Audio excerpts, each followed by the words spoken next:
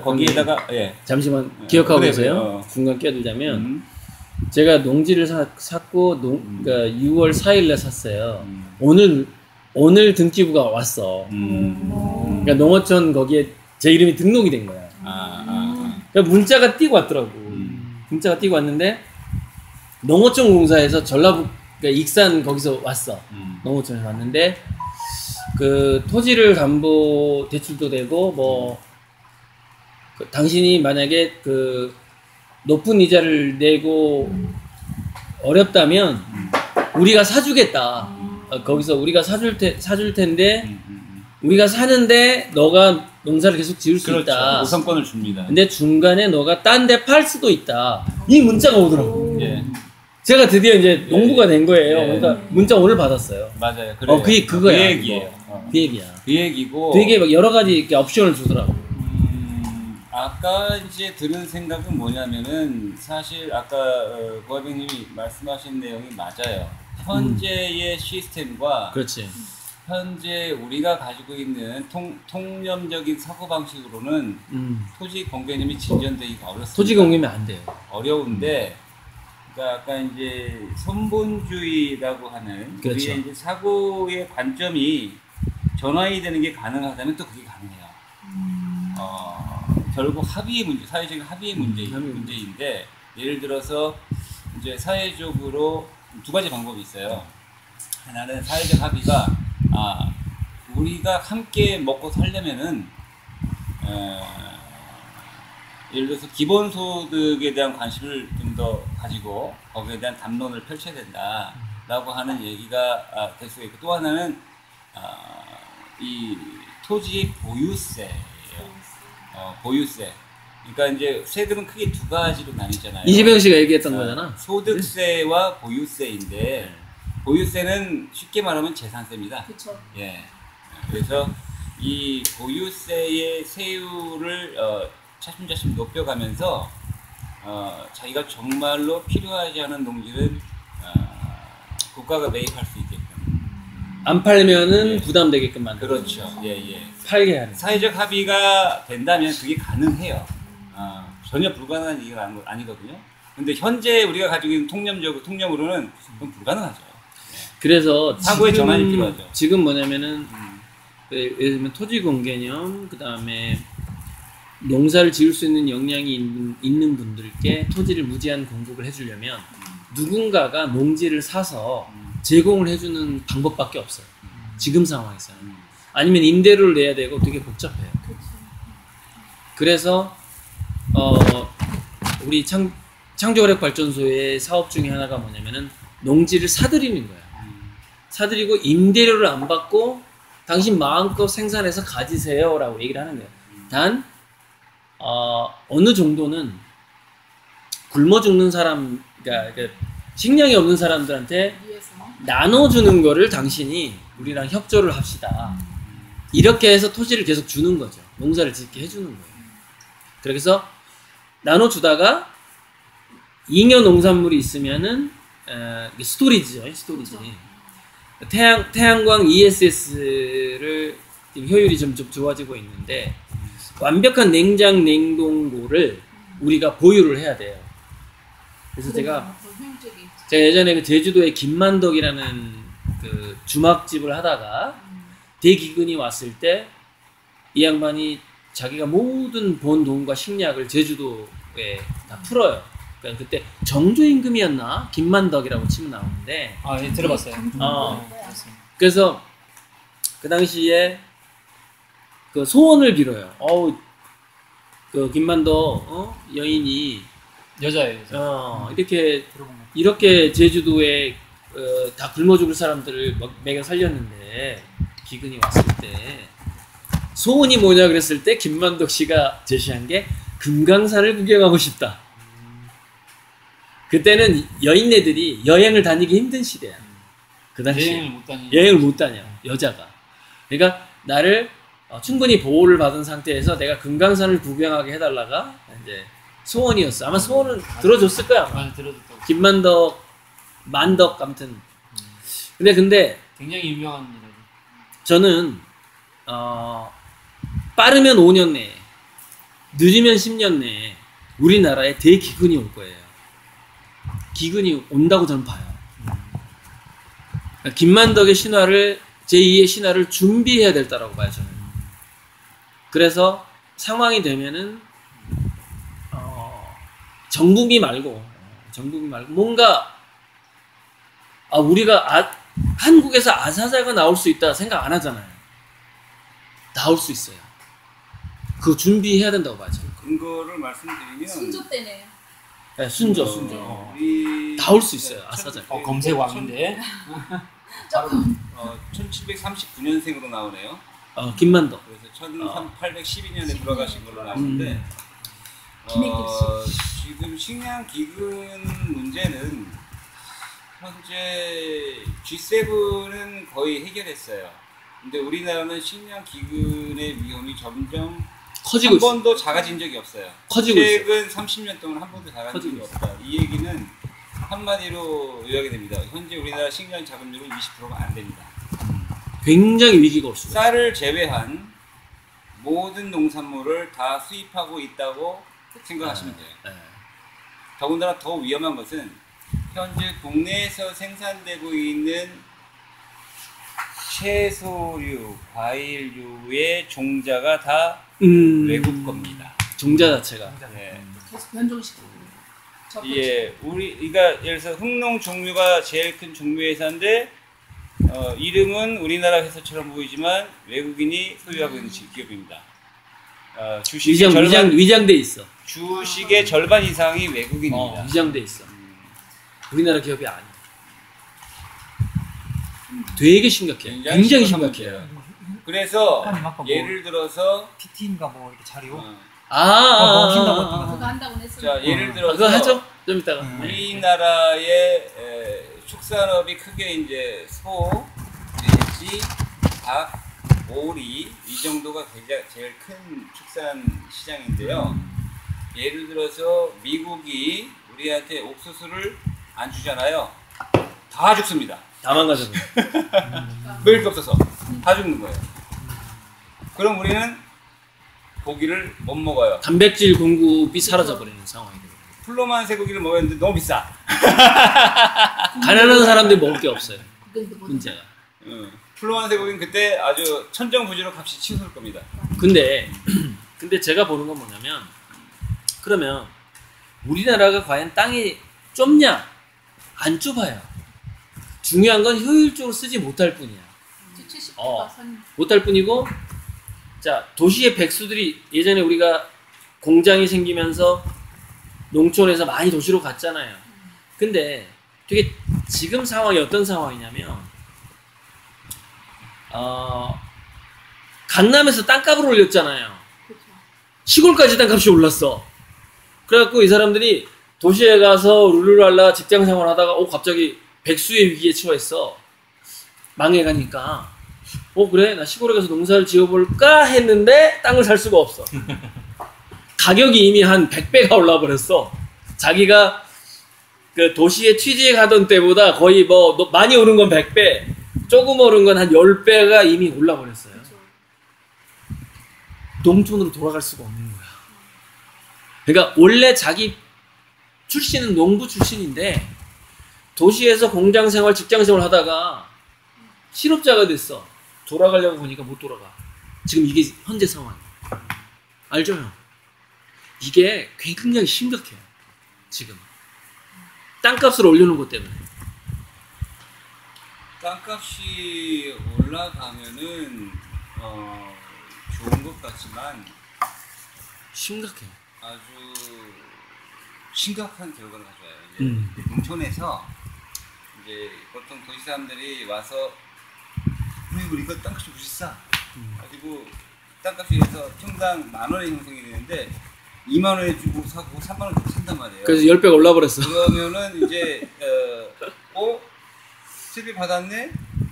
가격이 올라가요. 올라가. 그럼 이제 어떤 일이 벌어지냐면은 현재의 땅 주인은 거기서 농사를 지을 수 있지만 다음에 그 땅을 사서 또는 임차를 해서 농사를 지는 사람은 생산 원가가 이만큼 뛰어버렸거든요. 할 수가 없어. 못 짓는 거예요. 그걸 잡을 수, 할 수가 없어요. 뛰어 잡을 수가 없어. 그런 마진을 현상이- 남길 수가 없어. 예, 그런 현상이 벌어지고 있는 거예요. 지금 계속 벌어지고 있어요. 그렇다고 그 아들이 농사를 짓나요? 안 짓습니다.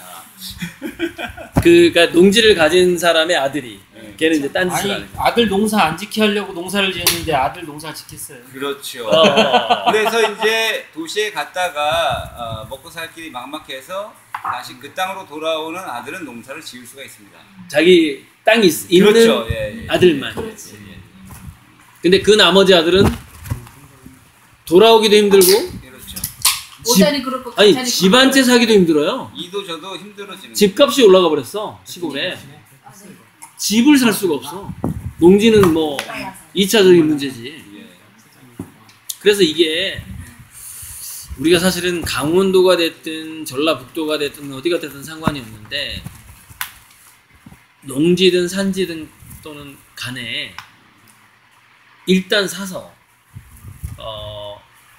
도시에서 오갈 데 없는 사람들 유치해야 돼요. 공짜로. 일단 이윤을 남기시고 뭐 하면서 그리고 또 이제 영농 그러니까 그걸 가르쳐야 돼 또. 뭐 장례삼을 심든 강원도 땅을 사서 뭐 삼을 심든 뭘 하든 간에. 농사는 기술 축적이 굉장히 어려워요. 왜냐하면 1년에 한 번 내지 두 번밖에 농사를 못 짓기 때문에 평생 벼농사를 50번밖에 못 져요. 경험을 쌓기가 50번밖에 못 키는 거예요. 겨우 50번이에요. 그래봐야 뭐 1년에 잘해봐야 뭐 또 2번이고. 그렇죠. 그러니까 그 굉장히 그 영농에 대한 교육 시스템이 굉장히 잘 갖춰져 있어야 된다는 것이지. 그렇죠. 회사 자체가. 그래서 어쨌건 조금 비싸다 싶어도 일단 사야 돼요. 왜? 그래야 해결이 돼. 일단 사야 돼. 예, 저는 일단 사서 줘야 돼. 저는 다른 한편으로 이 뭐죠 선본 사상에 입각한 네. 토지 공개념 토지공개. 그리고 또 더 한 발 나아가서 이제 보유세를 인수하는 그 방향으로 나가야 된다는 담론이 펼쳐져야 된다고 봐요. 그래서 그렇죠. 내가 이 토지를 활용해서 충분한 부가가치를 생산할 수 없다면 내놔야 돼. 보유세를 분담하기 어렵거든요. 포기해야지. 내놔야죠. 그러면 이제 보유세가 그렇게 되면은 그 토지의 가격은 하락하게 돼 있습니다. 그렇죠. 예, 하락하게 돼 있거든요. 그래서 토지가 또 우리의 생산 원가의 가격 부담에 압력을 주지 않도록 할 필요가 있죠. 그래서 뭐 국가가 그것을 매입을 하든 개인이 매입을 하든 또 우리가 그 땅을 매입을 해가지고 잘 활용 못하면 내놔야죠 또. 예. 그러니까 저는 이제 북한이 이렇게 임야가 많고 밭이나 전답이 많지만 원래 한반도는 식량 작업이 가능한 땅이에요. 제가 봤을 때 5천만 명 충분히 먹여 살려요. 문제는 뭐냐? 효율적으로 현재 분배라든가 생산이 되지 못하고 있어요. 그리고 너무 왜 해외 의존을 하게 되냐면은 화폐 경제이기 때문에 그런 거예요. 가격, 단가에 집중을 하기 때문에 해외 의존도가 커지는 거지. 근데 우리는 단가가 아니야. 어떤 어려움이 와도 한반도 내에서 이게 식량 작업이 가능하다는 걸 목표로 삼아야 돼요. 그죠? 그렇게 예. 가야 되는 것이죠. 지금 북한의 이제 식량 기근이 매우 심각해요. 심각한데 이 북한의 그 고위급 인사들이 이제 우리 쪽하고 같이 뭐 회담을 하거나 하면은 우리 쪽에서는 쌀이 남아도니까 쌀을 주려고 그래요. 그럼 그쪽에서는 우리 제발 쌀 주지 말고 비료 좀 주라고 그래요. 그렇지. 예, 비료 달라고. 북한에서? 북한에서 그렇게 얘기를 해요. 농사가 잘 안 되나 보다. 이제 정세현 전 통일부 장관이 그 얘기를 하더라고요. 아, 계속 그런 얘기를 한다고. 그러니까 생산 쌀도 물론 필요하죠, 직접. 그거는 그렇지만 한 번밖에 안 되죠. 예, 그건 계속 얻어먹는 결과가 될 것이고. 그렇지. 그래서 차라리 그 반절이라도 좋으니까 비료를 줘라. 한번 자급해보겠다. 그렇죠. 이런 얘기지. 예, 예. 그게 이제 홍제죠. 홍제. 예. 우리 강사님은 정의당 배대표 같으시. 형 정치할 거야? 장흥 군수?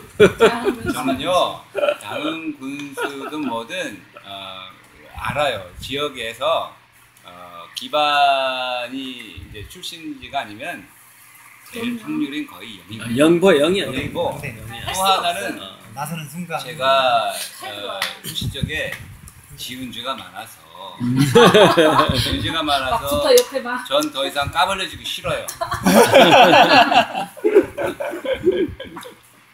근데 현실적으로 농가를 그렇게 하는 방법도 좋은데 그분들이 생산을 이뤄서 수입이 일어날 그때까지 그것도 한 번에 그 농사를 지어서 어떤 작물을 재배해가지고 수익이 일어난다는 보장이 없잖아요. 그렇죠.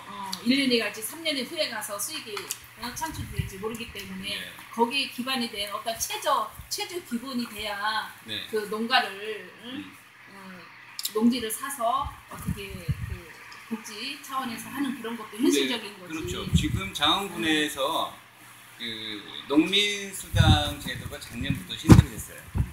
농민수당 제도가 신설이 되어서 조례가 제정이 돼가지고 지금 최저치는 10만 원에 분마다 다 나오잖아요. 예, 1년에 2번씩 주고 있고 그다음에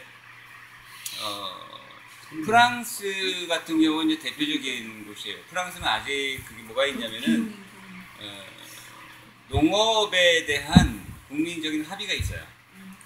농업이 가지고 있는 사회적인 어떤 생산, 예를 들어서 뭐 우리나라 농 같은 경우는 이 담수 능력이 그 당연히 굉장히 중요하거든요.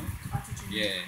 그다음에 경관이라든지 아니면 산소를 만들어내는 일이라든지 굉장히 이제 중요한 역할을 하고 있는데 그런데 그것에 대해서 도시민들이 거기에 대해서 지불하지 않잖아요. 지불하지 않습니다. 예, 지불하지 않고 있어요. 저는 농민들이 그러한 가치, 사회적 가치를 생산하고 있는데 그 대가를 지불하지 않고 있어요. 근데 프랑스는 그 대가를 지불해주고 있는 거예요. 물론 우리나라도 일부 직불제라고 하는 걸 써가지고 하고 있지만은 프랑스의 돈 굉장히 낮은 수준이고요. 영국 같은 경우는 1차, 2차, 특히 2차 세계대전 때 그러니까 1차 세계대전까지만, 2차 세계대전까지만 해도 영국에서는 그 누구도 식량 자급의 중요성을 얘기하는 정치인이 없었어요. 그때는 뭐였냐면 세계에서 가장 넓은 영토를 가지고 있어요. 식민지가 많았기 때문에. 그리고 해가 지지 않는 나라이기 때문에 매 계절마다 농산물 가져오기만 하면 되는 거예요. 그래서 식량 자급에 대한 경각심이 없다가 2차 대전 때 이제 독일의 유보트가 영국 해안을 이제 봉쇄를 했죠. 그때 영국이 크게 깨달은 바가 있어요. 그 당시에 식량 자급이 한 40%, 60% 정도 됐는데 딱 봉쇄가 되니까 미치고 환장을 누고 있죠. 왜냐하면 전쟁이라는 것은 무기나 물자가 부족해도 계속 전쟁을 할 수 있지만 식량이 떨어지는 순간에 끝나는 거예요. 전쟁은. 식량이 제일 예, 식량이 떨어지기 전에 끝납니다. 식량이 곧 떨어질 것이다. 그 안에 방법이 없다. 그럼 바로 항복에 역사가 그걸 다 증명하고 있어요. 지금까지. 항상 그랬지. 그래서 늘 싸울 때 제일 효과적인 방법은 보급물을 끊는 거예요. 맞아요. 피 덜 흘리고 이기는 방법. 그래서 영국이 그때 크게 깨달은 바가 있어가지고 정책적으로 식량 자급화 정책을 펼쳐 지금 98%대예요.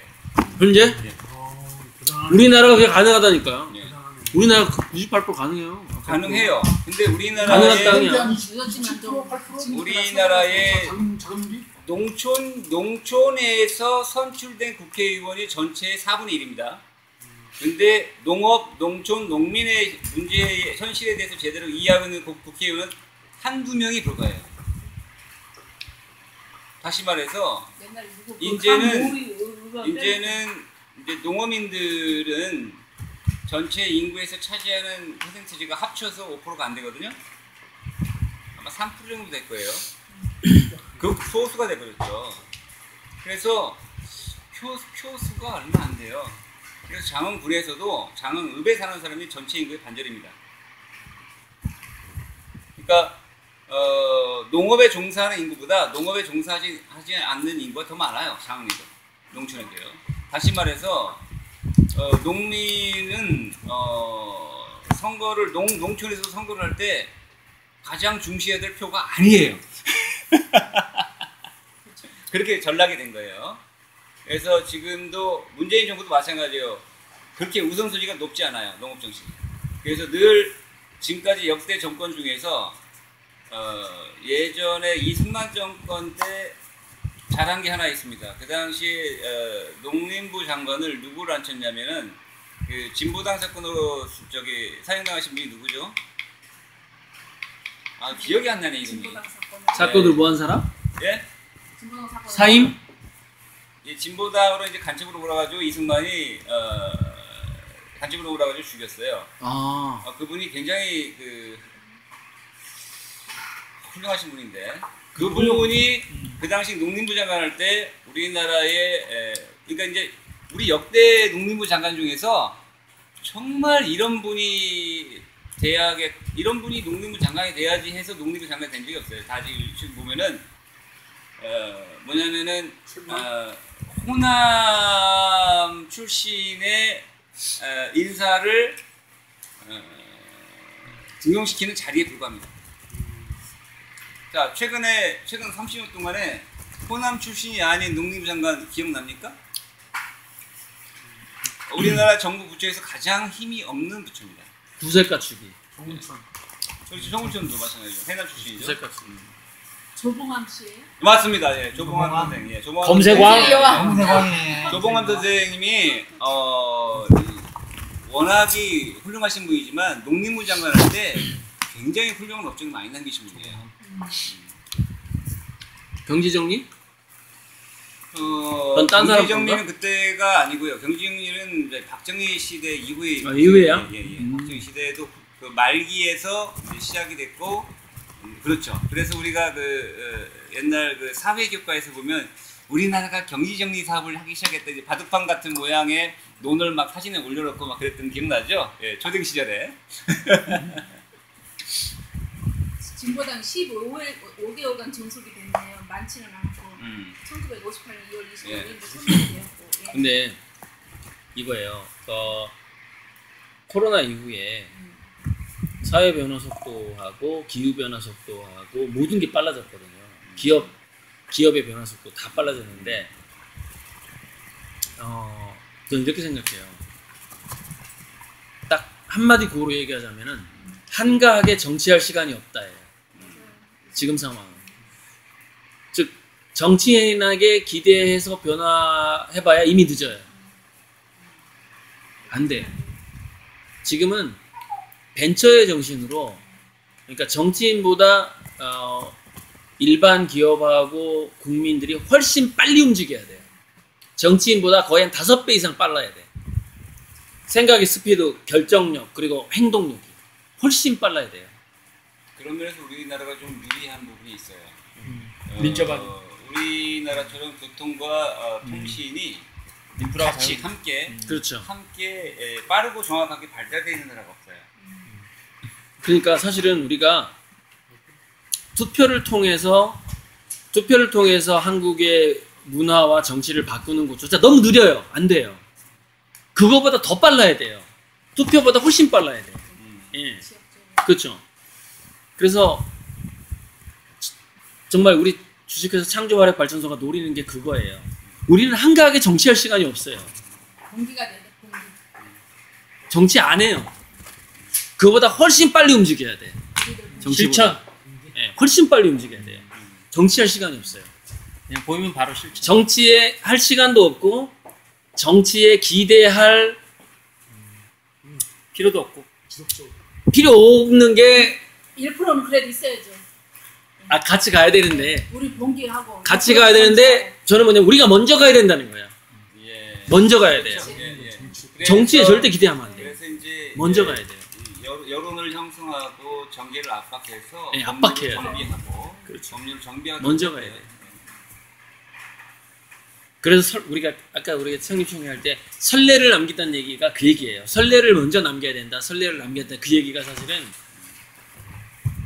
정치인들은 너무 한가해요. 표 계산하고 있어. 지금 표 계산할 시간이 어디 있냐고 지금. 모든 것이 표계산으로. 표 계산할 시간이 어디 있냐고 지금.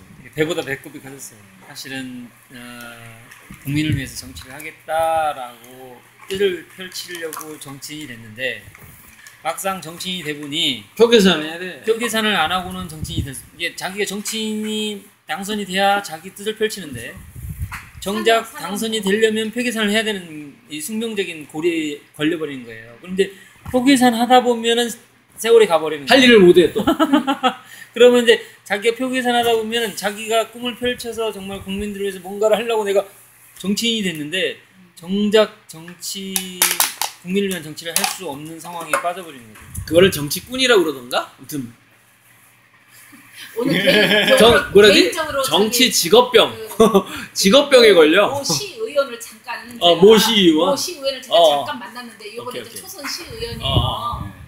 이제 인연이 있어가지고 선거운동 할 때 그래도 이제 순수한 열정이 있으니까 끈 잘 매달아서 잘 하라고 이제 좀 응원 좀 하고 그랬어요. 선거운동을 좀 해주고 근데 난 이쪽 파트를 이제 해주고 그랬는데 막상 해보니 이제 그래도 1년 지났잖아요. 막상 해보니 그분 먹어보니까 어떠냐고 그랬더니 그분은 나름 그 민예총에서 어느 모 지역의 민예총에서 나름 근 20년을 근 13, 5년은 무월급으로 예총회장? 그러니까 민예총. 민예총에서. 그래서 근 13, 5년을 무임금을 하다가 최소 저기 그 60만 원인가 80만 원을 받은 게 한 5년 정도 받다가 오케이. 이제 그래도 이쯤에서는 우리 그래도 민예총에서 나가야 그래도 문화예술인이 아는 사람이 나가야 문화예술이 바뀌지. 나가라. 그렇게 해가고서는 이제 어쨌든 이제 출마했어요. 출마를 해서 당선이 됐어요. 근데 당선되고 조금 시간이 흘러가니까 제일 먼저 으쌰으쌰 끝까지 했던 사람이 결국은 팽당했어? 팽당한 게 아니라 으쌰으쌰 했던 사람이 이게 불만이 많은 거예요. 근데, 이 사람 변한 거지. 근데 아니 변하지. 뭐가 변해? 시의원은 변하지 않았어. 근데 변하지 않았는데 으쌰으쌰 해준 사람은 시의원이 변한 걸로 생각을 하는 거야. 받아들이는 거예요. 주는 게 있을 거라고 보상이 적은 거야. 왜? 아니, 기대한 거 아니야? 잠깐. 아니, 기대가 세상적인 뭐야. 생각이고 뭐야? 그 현장에서 네. 우리가 의원 현장에서는 말 그대로 초선이잖아요. 아, 그러니까 초선이면 할 수 있는 게 하나도 본인이 없어요. 어떤 이치를 내가 철학에 갖고 몇십 년을 갈고 닦고 왔는데 그거 들어가니까 초선이야. 할 수 있는 게 없어요. 내가 국회의원도 예를 들어서 마찬가지예요. 국회의원 한번 초선. 얘기를 한다든가 안 돼. 자료 좀 준비해갖고 좀 이건 이런데 좀 이렇다고 얘기하려면 안 되는구나. 입심이 안 돼. 입심이 예. 입심이 안 돼. 기득권. 네, 입심이 안 이게요? 돼요. 짬밥. 그게 바로 현실적으로 짬밥이 안 돼. 예. 정치 라인이 의회에 이게 안 들어가면은요. 되는 거예요. 의회에 들어가면은 그 안에 있는 의전서부터 해가지고 어마무시한 양의 또 단계가 있어? 지식을 습득하지 않으면 꿀먹은 벙어리가 되도록 돼 있어요. 파악이 안 돼. 예, 굉장히 그렇죠. 공부를 많이 해요. 뭔 말을 할 수가 없어요. 예, 그래서 어디 초선 의원이 초선 의원은 국회에 들어가잖아요. 그러면 선배, 사람으로도 3선, 안 3선, 믿죠. 5선 의원은 하느님으로 보이는 거예요. 들어가자마자. 그러니까 인정하고 싶지 않아서 그게 보이는 거예요. 그렇죠. 다시 말해서 그걸 거꾸로 말하면 초선 의원은 할 수 있는 게 하나도 없어요. 네. 그래서 변했다고 생각해요. 네. 의원만 되면 뭐 할 수 있을 거라고 이제 기대를 안 했는데 돼. 기대했는데 뭐 부탁을 이게 잘못된 부탁도 아니고 왜 당연히 안 바꾸냐, 이거지. 당연한 부탁인데 이것은 정의로운 일인데도 불구하고 안 돼. 못 해주는 거야. 이거 바꾸라고 응원하고 못 해주는 거예요. 선물해줬더니 왜 너 안 하냐. 그렇습니다. 이제 재선 의원이 자기도 되면 못하는 거야. 재선 의원이 안 되면 하는 게 아니라는 거예요. 그때부터 입을 벌릴 수가 있습니다. 네, 그렇죠. 발언권. 예. 재선 그 다음에 의원이 삼선 의원이 되면 그때부터 뭔가 할수 일을 할 있어. 수가 할수 있어요. 있어. 뭔가 할 그래서 수 예를 있어. 들면 국회에 꽂힌 상임위원장이에요. 그렇죠. 그러니까 삼선 의원쯤 돼야 그렇게 하는 상임위원장을 할 하고. 수가 있어요. 막상 삼선위원회였고 할 수 있는 위치가 됐는데 이미 나는 정치꾼이 됐어. 그 정치권 되지 않고서는 예, 삼선 버텨낼 될 수가 없어요. 없고. 외관에서. 왜냐하면 그러니까 그 옷을 국회의원이 알아야 하는 것도 많지만 이제 좀 알았다 싶으면 입어서, 해야 할 일이 너무 많아요. 왜 그러냐면 우리나라의 국회의원은 원래 국회의원은 국가적인 차원에서 일을 하도록 돼 있는데 우리나라의 국회의원은 전부 다 지역 선거구가 지역구예요. 그게 가장 그러니까 지역을 챙기지 않으면 재선이 안 됩니다. 그러니까 지역구를 확실히 줄여야 된다는 얘기가 그렇죠. 그거예요. 그래서 그래서 예. 지역구는 안 나냐 질 수가 비례대표를 없어요. 하는 그래서 이게. 방역을 그래서 해야 나온 돼요. 거지. 그러니까 이 소선거구제가 그런 문제를 가지고 있는 거예요. 그래서 그러니까. 중대선거구로 바꾸고 비례를 비중을 아주 대폭 높여야 된다는 얘기예요. 그렇지. 그리고 국회의원 숫자도 300명은 부족합니다. 부족해요. 우리나라 500조의 예산을 300명이 한번 심의를 한다고 생각해 보세요. 그게 가능합니까? 불가능하죠. 500명 돼야 돼. 예, 500명 돼야 돼요. 그 말이 평균이야. 맞아요. 예. 세계 평균. 500명이 돼야 이 국회의원 1인당 1조예요. 10만 명당 한 명이 평균이에요. 그렇죠. 근데 어쨌건 제 모토는 지금 돌아가는 걸 봤을 때 예. 우리는 한가하게 정치할 시간이 없다예요. 그걸 한가한 사람들이 하는 거야, 진짜. 정치하는 정치할 시간이 없어. 사람들의 똥침을 찔러야 되는 거죠. 그렇지. 정치할 시간이 없다니까. 지금 그 스피드가 너무 느려. 안 돼. 더 빨리 가야 된다니까요. 정치는 한가한 사람들이 하는 거예요. 못해. 안 돼. 정치인들이 가장 민감해하는 남세서 것은 여론이에요.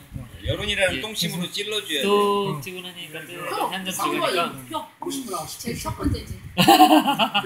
학교 때 드셨는데 10분 휴식이 없어? 지금 아, 3시간째 안 쉬고 있어. 근데 제일 중요한 그 선거표가 이제 고령화 시대가 그것도 완전히 한번 설명해 주시면 돼버리니까 될것 그 인구가 자, 지금 그러면은 워낙 네, 그렇게 하시죠. 제가 우리 창조화력발전소에 지금 제가 아직 결정은 안 했어요.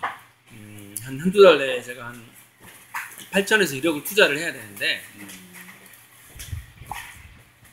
회사 개인 명의로 하는 게 좋은가 회사 명의로 하는 게 좋은가 좀 상담을 해봐야 되는데 그 왜냐면은 아무튼 그건 내가 향후에 이사회에 한번 올릴게요. 안건은 이 회사에 내가 그냥 개인으로 가는 게 투자하는 게 좋은가 아니면 회사 돈으로 투자하는 게 좋은가를 한번 안건을 올릴 건데 일단 그 PPT를 한번 보시죠.